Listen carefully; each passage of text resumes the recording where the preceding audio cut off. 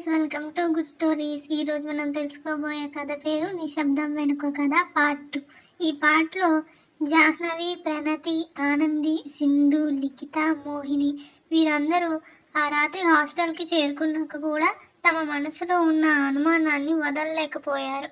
Hostel గదుల్లో ఆ సమయంలో కూడా శబ్దం ఎక్కువగా ఉండేది, కానీ వారి మనసుల్లో అది ఏమీ వినిపించినట్టుగా నిశ్శబ్దం నిండిపోయింది.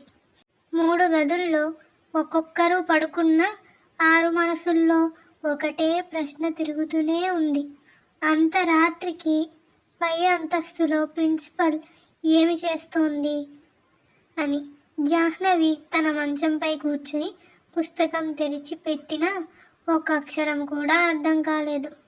ప్రణతి, మనం చూసిందంతా నిజమేనా అని అడుగుతుంది. ప్రణతి భయంగా, అది నాకు కూడా తెలీదు, కానీ ఏదో తప్పు ఉంది జాహ్నవి అని అంది. ఇక ఆ మార్గానికి ఎదురుగా ఉన్న గదిలో ఆనంది, సింధు ఇద్దరూ కూడా నిద్ర లేక ఎప్పుడో పక్కపక్కనే కూర్చున్నారు. సింధు అంటుంది, మనకే ఇక్కడ అయ్యిందా, మనం చూసింది నిజమేనా అని అడిగింది. ఆనంది, మనం 6 చూసాం కదా, అది భ్రమ కాదు అని చెప్పినా ఆమె కళ్ళల్లో కూడా భయం కనిపించింది.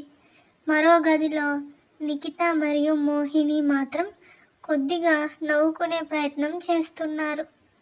ఒక్కసారి ఆలోచించు మోహిని, రాత్రి టెర్రస్కి వెళ్ళకూడదని ఎన్నిసార్లు చెప్పారో మనకు అని అంటుంది.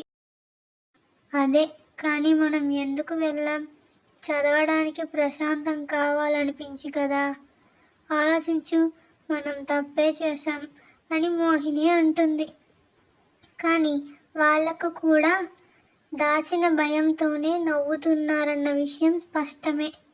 మరుసటి రోజు ఉదయం 6 కలుసుకున్నప్పుడు ఎవ్వరూ నిన్నటి ఘటనను మొదటిగా మాట్లాడడానికి రెడీ కాలేకపోయారు.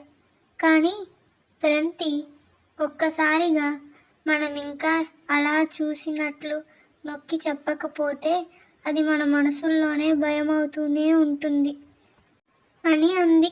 అందరూ నిశ్శబ్దంగా తల ఊపారు. ఆ రోజు కోచింగ్ సెంటర్లో ఉదయం కాస్త శాంతి వాతావరణం ఉంది. కంప్యూటర్ల శబ్దం, టైపింగ్ సౌండ్, సాధారణమైన రొటీన్. కానీ జాహ్నవి మాత్రం ప్రిన్సిపల్ గదిని చూస్తూనే ఉంది. ఆమె ఆఫీస్ గది తలుపు ప్రస్తుతం మూసే ఉంది. అది సాధారణమే, కానీ నిన్న చూసిన తర్వాత ఈనాడు ప్రతిదీ అనుమానంగానే కనిపిస్తోంది. ప్రిన్సిపల్ స్వభావం ఎప్పుడూ కఠినంగానే ఉంటుంది. మాట తీరు సీరియస్, చిరునవ్వు చాలా అరుదు. అది ఇప్పటి వరకు వారికి సాధారణంగానే అనిపించేది. కానీ ఆ రాత్రి టెర్రస్పై ఆమె ఉనికిని కారణంగా ఇప్పుడు ఏ చిన్న విషయం కూడా వారికి ప్రత్యేకంగానే కనిపిస్తోంది. బ్రేక్ టైంలో ఆనంది, నిన్న టెర్రస్పై రక్తం కనిపించిందా అని నెమ్మదిగా అడిగింది. లిఖిత, మోహిని ఇద్దరూ ఒకరి ముఖం ఒకరు చూసుకున్నారు. అందరూ చూసినా ఎవ్వరూ మొదట చెప్పలేదు. సింధు ఇలా అంది, అవును, నేను చూశాను, చాలా స్పష్టంగా అని అంది. అందరి గుండెల్లో ఒక్కసారిగా ఒక చలిమంట వచ్చినట్లయింది. ఆ ఘటన గురించి ఎవరూ ఎక్కువగా మాట్లాడలేదు, కానీ అందరి కళ్ళల్లో ఒకే ప్రశ్న, ఎందుకు, ఎలా? ఆ రోజు సాయంత్రం క్లాసు అయిపోయిన తర్వాత వారు నేరుగా ప్రిన్సిపల్ ఆఫీస్ దగ్గరికి వెళ్ళలేదు. అందరూ లైబ్రరీలో కూర్చొని నెమ్మదిగా మాట్లాడడం ప్రారంభించారు. మనం అందరం కలిసి టెర్రస్ని మరోసారి చూసేద్దాం అని జాహ్నవి చెప్పింది. ప్రణతి వెంటనే సరే అంది. ఆనంది మరియు సింధు ఇద్దరికి మాత్రం కొంచెం భయంగానే ఉంది, కానీ ఒంటరిగా అలానే ఉంచడంలో మరింత భయం ఉందని తెలుసుకున్నారు. ఇప్పుడు కాదు, క్లాసులో అయ్యాక. పూర్తిగా ఖాళీ అయిన తర్వాతే అని సింధు చెప్పింది. అందరూ తల ఊపారు. మరోసారి అక్కడికి వెళ్ళకపోతే తమ మనసుల్లో ఉన్న భయం తగ్గదని అందరికీ తెలుసు. సాయంత్రం 7 అయ్యేసరికి క్లాస్ రూమ్లు ఖాళీ అవుతున్న శబ్దం వినిపించింది. విద్యార్థులు ఒక్కరొక్కరుగా బయటికి వెళ్తున్నారు. 6 మాత్రం నెమ్మదిగా 2వ అంతస్తు మెట్ల వైపు కదిలారు. వారి కళ్ళు గట్టిగానే ఉన్నాయి, కానీ వెనక్కి తగ్గే ఆలోచన ఎవరికీ లేదు. టెర్రస్కు తీసుకెళ్లే చివరి మెట్టు దగ్గరికి రాగానే వాళ్ళ శ్వాస ఆగినట్లయింది. జాహ్నవి తలుపు దగ్గరకు చేరి చేతిని పెట్టింది. తలుపు కొంచెం తెరిచి ఉంది. అందరూ ఒకరిని ఒకరు చూసుకున్నారు. ప్రణతి ఇలా అంది, చాలా నెమ్మదిగా అని నిప్పులాంటి గుండెతో చెప్పింది. జాహ్నవి తలుపు నెమ్మదిగా నెట్టింది.